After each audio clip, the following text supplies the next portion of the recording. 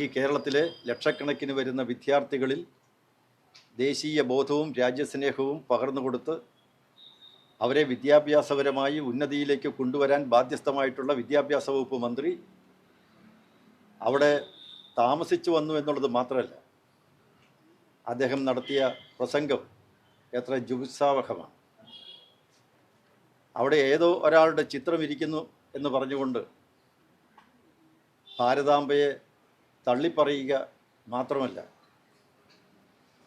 അദ്ദേഹം ആ കൊച്ചു കുട്ടികളുടെ ഇളം മനസ്സിലേക്ക് അസഹിഷ്ണുതയുടെയും നിന്ദയുടെയും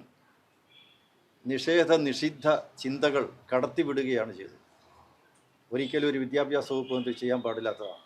അവിടെ ദേശീയ ഗാനം ആലപിക്കുന്നതുവരെ അദ്ദേഹം ഇരിക്കാൻ പ്രോട്ടോക്കോൾ അനുസരിച്ച് ബാധ്യസ്ഥനാണ്.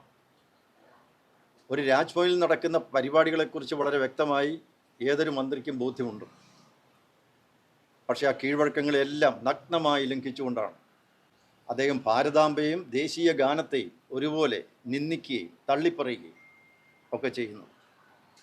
ഈ ഭാരതത്തിൻ്റെ ഇതിലെ ജനങ്ങൾ വൈവിധ്യമുള്ള ജനസമൂഹമാണ്. അവരെല്ലാം തമ്മിൽ കോർത്തിണക്കുന്നത് ദേശീയ വികാരമാണ്. കാവ്യ നിറത്തോട് അദ്ദേഹത്തിന് ഇത്രയധികം അസഹിഷ്ണുത എന്തുകൊണ്ടുണ്ടാകുന്നു?